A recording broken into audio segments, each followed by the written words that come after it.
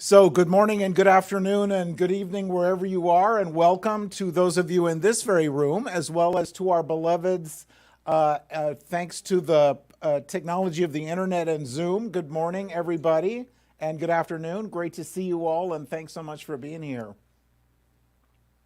So, we've been talking about abundance, as most especially related to money, over the last couple of weeks, and we're going to continue this morning, but I'm going to add a few things into the conversation. Because, as you well know, we're getting ready to do Halloween and see the little monsters at our doorsteps, many of us at least. And many of them will be wearing masks. And so I got to thinking about this experience of Halloween and how we, throughout the year, might wear different masks. And so the book, my topic for this morning is removing and releasing our masks. And I'm using this great book, Removing the Masks That Bind Us by John Randolph Price. Absolutely wonderful book written many years ago, but he talks about some of the different masks or characteristics or attributes that sometimes we pick up and carry with us and might not even realize it. And so the opportunity to look at and see if that really does still serve me or if I'm ready to release it. So we say that we are the essence, expression, and experience of spirit. We are all there is. And when we were born, the world pretty much revolved around us. We asked for what we needed, very often at the top of our lungs, and chances are got whatever it was. So I need a change, I need food, I just need some attention, whatever it was, and the world ideally responded and gave us whatever we needed. But over time, we had that experience of domestication that you might remember Don Miguel Ruiz talks about in the Four Agreements, how we were born and everything was wonderful, but then we were domesticated and we learned about how life is or how life should be versus how we were, and then began to develop and began to form those opinions and maybe those guilts and maybe those reasons why we were somehow less than what we should be. We might have been taught that there is somehow not enough. And I talk a lot about enoughness, and hopefully by now it's an actual English word, but we'll go with it even if it's not. There's not enough. Did you get enough sleep last night? Did you get enough coffee this morning? Do you have enough time today? Do you have enough money today? Because it's going to be the first of the month before we know it. Is there enough of all of that and more besides? And oh, by the way, did I do enough yesterday? Well, I didn't get the laundry done. Well, I didn't do that. Well, I meant to go to the grocery. Well, I meant to do, and so I didn't do enough. I don't have enough. There isn't enough. And so we begin to develop that. I am not enough. I'm not lovable enough. And so we begin to develop these patterns, perhaps, and put on these masks to make us look like we're acceptable. In reality, we already are. In reality, there's nothing to change. So we're going to talk about a few of these masks that sometimes we pick up and carry with us and decide which still serve us and which don't. So if you're going trick-or-treating, I honor and celebrate you. I will not. Dog and I will be home to hand out candy to the little monsters. But as you see, I was looking for masks, but the less scary ones. But nonetheless, the ones that very often we wear. Sometimes victim, worrier, meddler, scrimper, and a bunch of others that we pick up as a personality or as an attribute of our being that we carry with us unless and until we say, now wait just a minute, maybe I don't need to do that anymore. Because if there's a mask that's hiding the lusciousness of our true being, it's probably a belief that's not serving us. And you might have heard this before, but at any point we can change our thinking and change our lives. So that's what we're talking about this morning. So I'm going to get some help this morning from my friends but before we do that, let me give you this quote from the book Removing the Masks That Bind Us by John Randolph Price. The masks we wear are simply veils that we have chosen to hide behind in order to get our way or to demonstrate how we are reacting to the powers and forces that seem to influence us from the external world.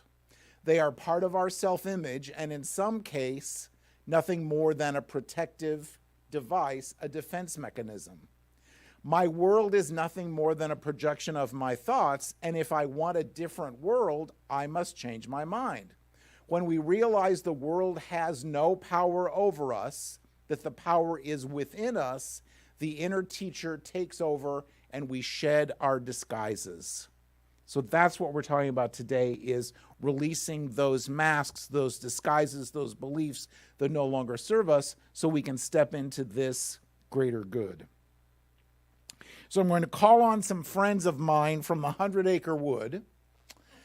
This is, and if you're familiar with the stories of Winnie the Pooh, or Pooh Bear for short, and all of his friends from the 100-Acre Wood. Now, as you may know, Pooh Bear is my spirit animal. He is my hero. He is a bear of very little brain, and at some days, so am I. And that's okay. But what you might not know, the first Winnie the Pooh book was published in 1926. So just about 100 years, which is pretty amazing. And then A.A. Milne wrote more and more books with the different characters. But he started writing the books for his son, Christopher Robin. So the only human character in the stories was Christopher Robin, and that was A.A. Milne's son. And he used the stuffed animals that Christopher had on his shelf as characters in the stories. It's really interesting because I did some research, and watching the movies or reading the stories, you can tell the different personality characteristics of the different characters, and there's some definite character flaw is not the word I want. Characterizations of each of the animals in each of the characters in the books. So we're going to talk a little about that this morning and see if you identify with any of those. Starting with Pooh Bear, who is just a little bit obsessed, and if you are familiar with his shape, you can get a pretty good idea of what he's obsessed with. And we have a short video, thanks to Martin's expertise. So let's do that.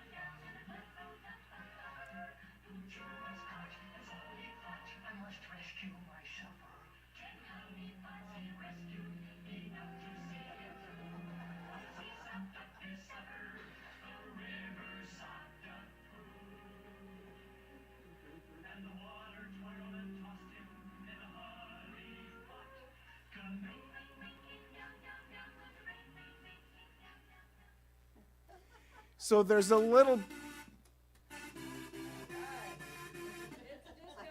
Yeah. So you might say that there's a little bit of obsession there if we're stacking our honey pots out on the branch to avoid them getting wet. So Pooh had a little bit of obsession there with lunch, which is okay. But in the first part, so this is from the Many Adventures of Winnie the Pooh, and in the first chapter, you might remember he goes to Rabbit's house, and it just happens to be lunchtime, and he's able to go right through the rabbit hole into Rabbit's lair. Yeah. Lair, yes. Thank you. Into Rabbit's lair and have lunch, but he has so much lunch that he can't get out. And so he has to stay for a couple of days until he gets thinner so that he can get out of Rabbit's house. So there's a little bit of obsession there having to do with food in general and honey in particular. A little bit obsessed with that honey and milk and chocolate, but most especially honey. Then there is Tigger. And we meet Tigger in the second chapter, and you might remember that the voice of Paul Winchell did just such an amazing work. And he's the tiger, Tigger the tiger, so has the bouncy tail and swoops in. Nobody's expecting him, and he swoops in, and well, let's go do that, and let's go do that, and can tend to be just a little impulsive, gets an idea, and rather than processing it through, just away we go. We have credit cards, or at least many of us do. And Amazon, there is an Amazon app for your phone. And so, gee, I wonder if Amazon has, or gee, that looks really cool, right? And so click here and search here, and then it magically appears. The nice people at Amazon send it to you, and it appears on your doorstep in a couple of days if you have Amazon Prime. And that's so nice of them until you start to think, well, and that's okay. There's no criticism here because I do that, but whose idea was this? Did I really need this? Did I really want this? Now, the good news is Amazon offers free returns, or at least they have, and they're very gracious about their returns. However, do we tend to be just a little, with the conveniences in 2022, do we tend to be just a little bit impulsive with our deciding what we want? And at one point, the garage is full and I've got to go get a storage room, and the storage room is full and I got to go get something else, but I need that. Maybe, but something to think about. Impulsive. Then there is my friend Eeyore and the victim. And you remember Eeyore is the donkey. And he just goes along. And he just goes along. And you say good morning to Eeyore, and Eeyore says, good morning, if it really is a good morning, which I doubt. And so he just plods along and has serious issues because, as you may remember, his tail is put on with a nail. And so periodically the tail will fall off, and somebody's got to go find a hammer to hammer his tail back on. So there are logistical issues and stuff going on here. But Eeyore plays the victim, the long-suffering. If you've ever spent time with a victim, you know that it can be difficult. And if we play the victim, there's always the opportunity to ask ourselves, in any area of our lives, and this has to do with relationships, but also with used cars, with experiences at Costco, with airline travel, with all of those, all the different experiences in our lives, if it keeps happening not in the way we would have chosen, what do I believe about this? And is there some way to change this? I have a dear friend that every time he gets on an airplane, there's something. They're delayed and he misses the connection. Or there's mechanical and they have to divert someplace or something. And I'm like, love you dearly, but there is no way I'm traveling with you because my consciousness is not involved with that. But again, it's being aware of what we're aware of. So if this keeps happening, what do I believe about it? And what can I change? What belief can I change so that my experience changes? So there's the obsessed, the impulsive, the victim, and then the abandoned. And I didn't find a character in the stories about Pooh that cover this, but consider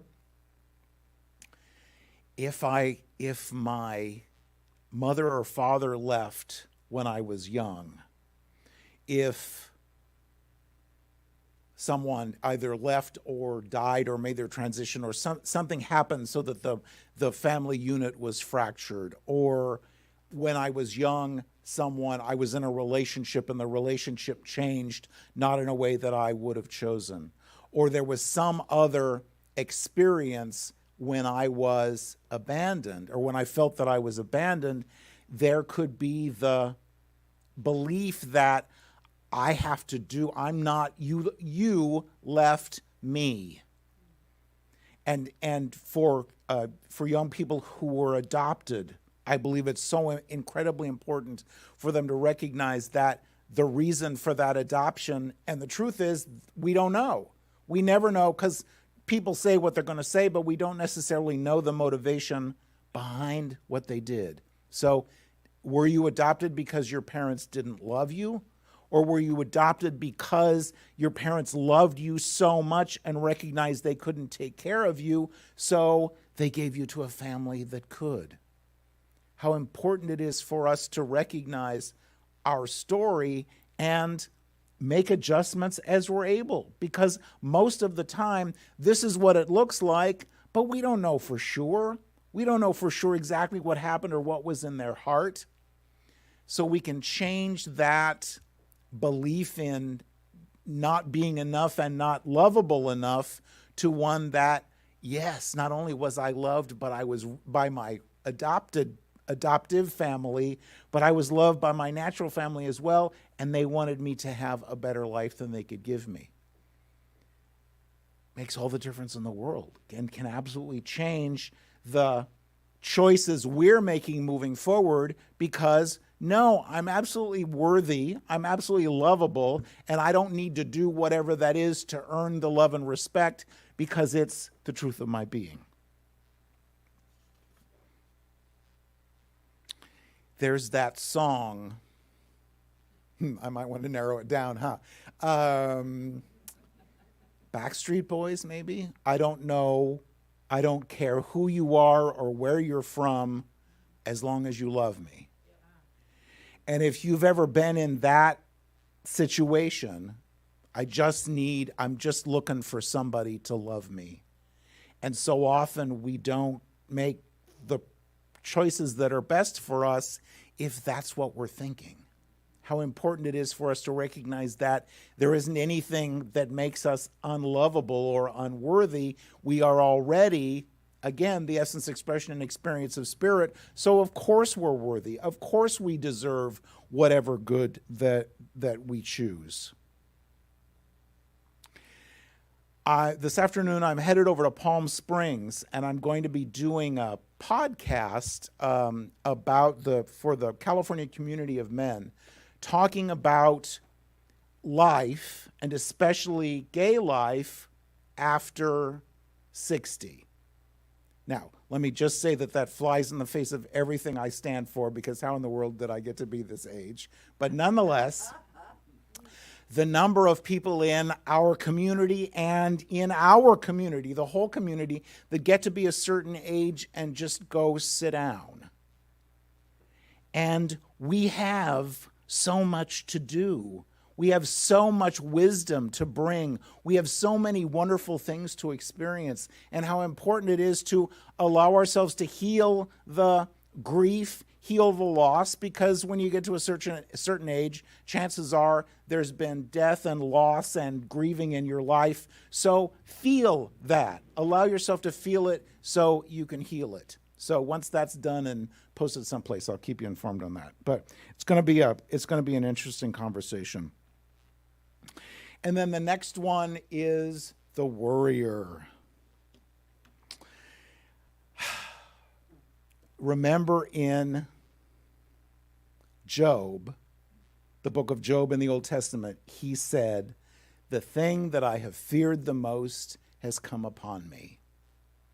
And to me, fear has got to be one of the strongest emotions that are out there because of that quote from Job, that emotion, that feeling draws those wonderful things, and I use the term loosely, those wonderful things that we fear right to us. The strange noise coming from the engine in the car, or the strange noise coming from the washing machine, or the spot on my hand that, well, I didn't notice that before, or the, am I going to have enough money to, all of those things. And as we begin to worry, and we know what we focus on expands, so, and oh, by the way, there's something else to worry about, and oh, by the way, there's something else to worry about, and then we wonder why those experiences show up in our lives. Versus saying, and this is purely spiritual, and you've heard me say this before and you will again, "Tain't so. Tain't so. Tain't so."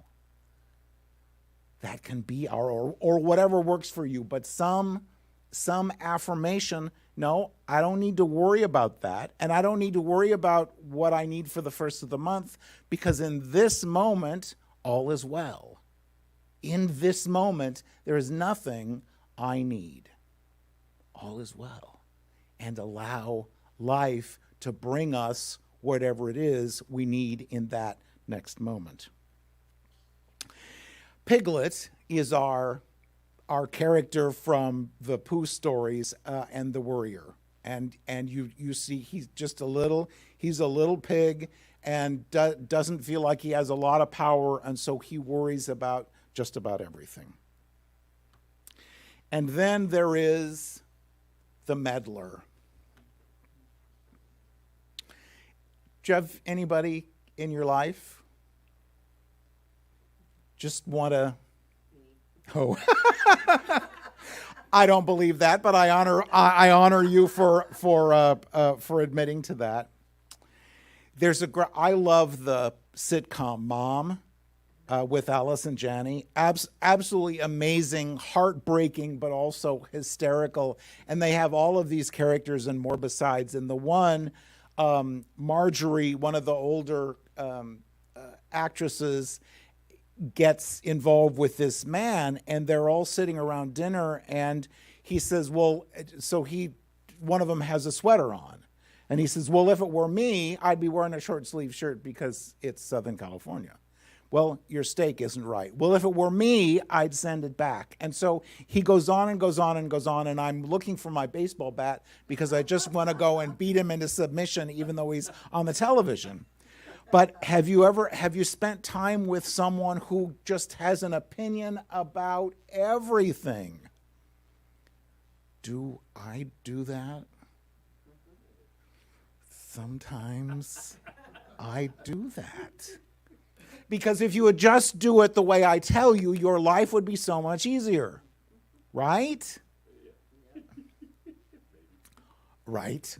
Or I could just let you do that. Somebody said, not my circus, not my monkeys.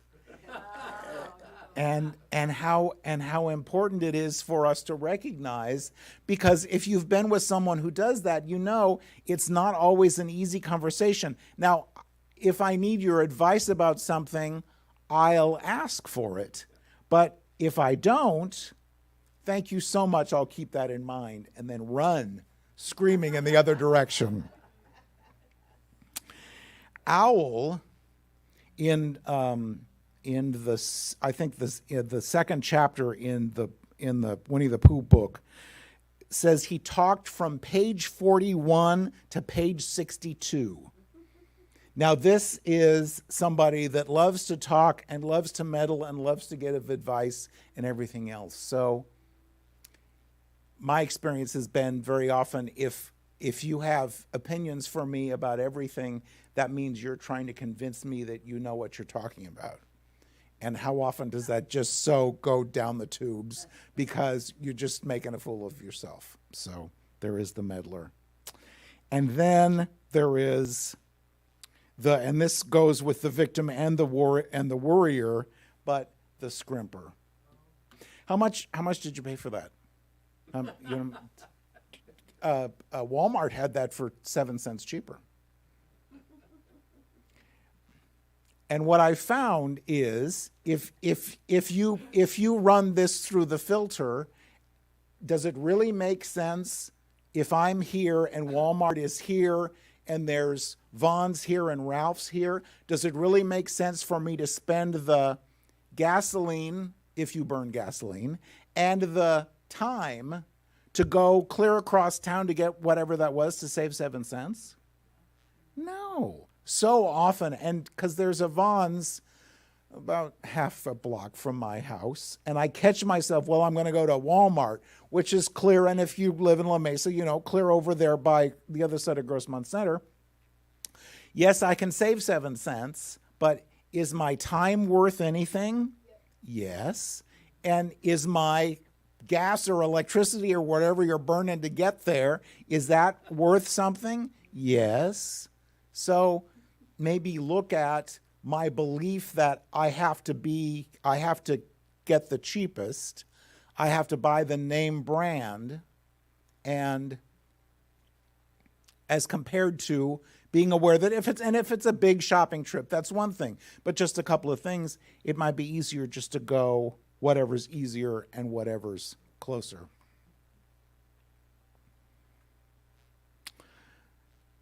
What do we plan for? Thank you. What do we plan for? If I came to you and said, I want to go on a cruise to, where should we go?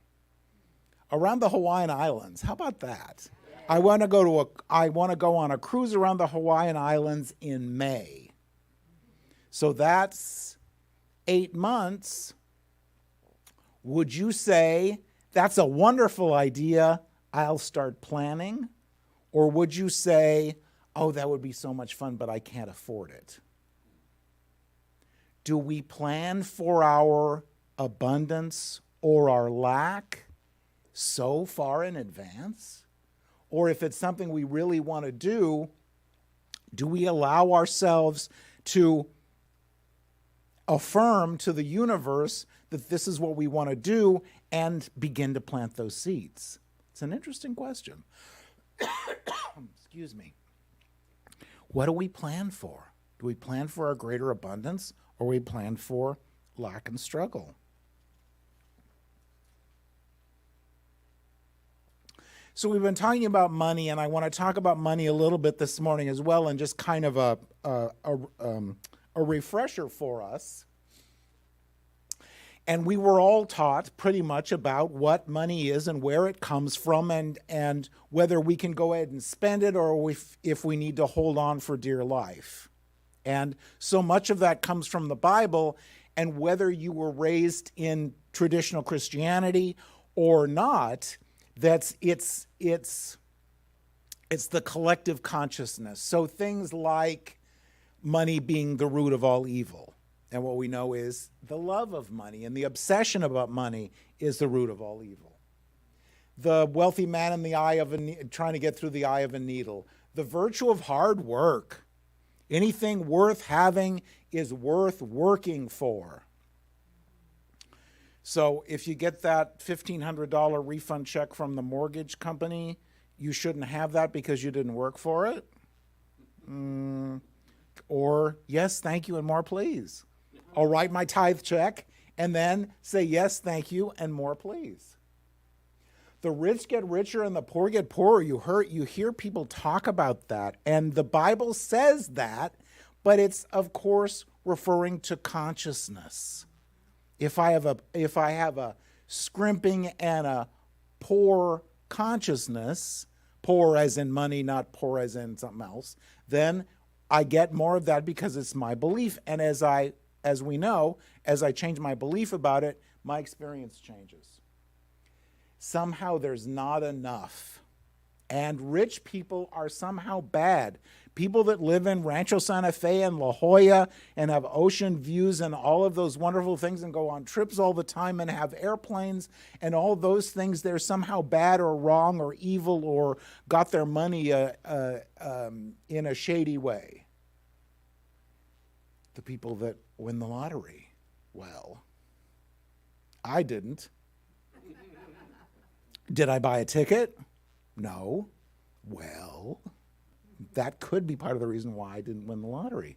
But what do we believe about people who experience that we want? And can we honestly say that is so wonderful because if you did it, I can do it too?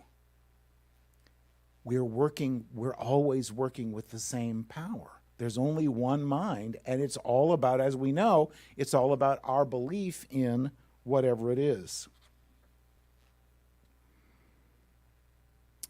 So the opportunity, because I don't like the word challenge, the opportunity for us is to continue to think about everything we've talked about, and most especially continue, what do I believe about money? And there's somebody running for, it's Dan, he's on an envelope at home and I forget what his name, but the guy that collects the taxes, the real estate taxes, County Assessor Dan McAllister. Thank you very much. And an envelope, and I can't believe I have to pay this again. Well, you are using the services, and you are walking on the sidewalks, and you are driving on the roads, and you are using all of those other services. So as we know, our resentment brings us more lack and struggle. Our gratitude and knowing when it's time to pay it, December 15th. Yes. If it's time to pay the second installment, the money will be there for us.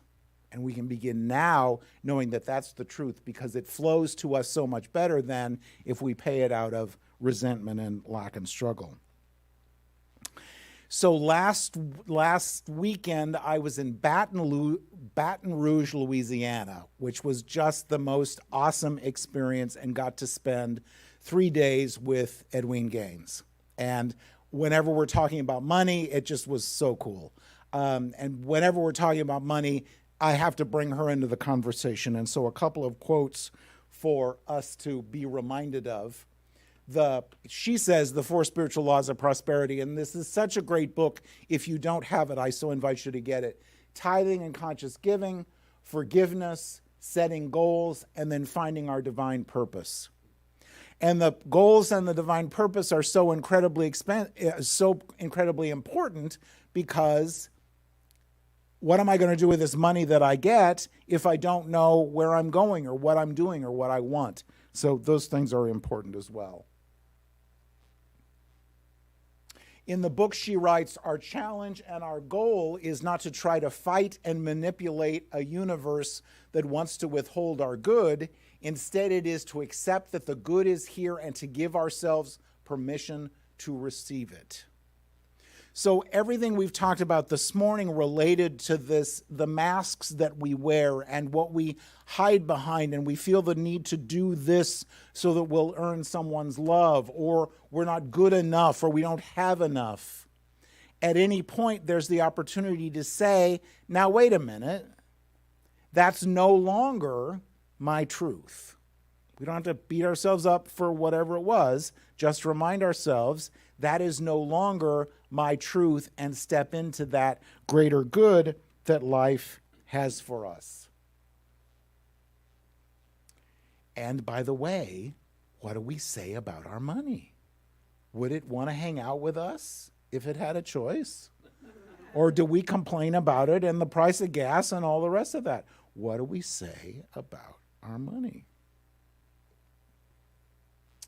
So this quote from this thing called You from Ernest Holmes: "This spirit is happy, whole, free, filled with joy, eternal in its existence, and provide you with everlasting expansion. Because there is no limit to the good," and that includes money, but also health and relationships and joy and love and all those other things. "There's no limit to that because," quoting a current advertising campaign, "it's not pie. It's not pie. Money is not pie." There's not, even though it looks like it, even though it feels like it sometimes, there's enough to go around and more than enough to go around. And as long as we don't believe in our fixed income, there's more opportunity for that greater good.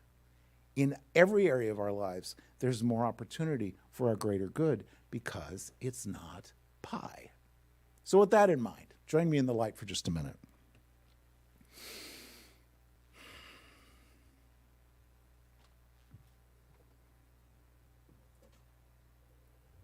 So in the peace and the quiet of this moment, we offer gratitude for the opportunity to be back together again today with this beloved spiritual community. We offer gratitude for the wonderful music, the wonderful people who serve us and allow this service to happen. We offer gratitude for our dear ones who are joining us on Zoom, as well as for those in this very room. And we allow ourselves to be reminded that we really are the essence, expression, and experience of spirit. There is nothing that has ever happened, there is nothing that could possibly happen that would separate us from this love, from this joy, from this possibility. It's who and what we are. And so as we move forward today and this week, we allow ourselves to release that which no longer serves us. We allow ourselves to release those masks, those thoughts of limitation and struggle, and step into that greater possibility in every area of our lives, knowing that the universe always says yes. And we respond with yes, thank you, and more please. So for this day and our time together, we give great thanks. Together we say, and so, And so it is. it is.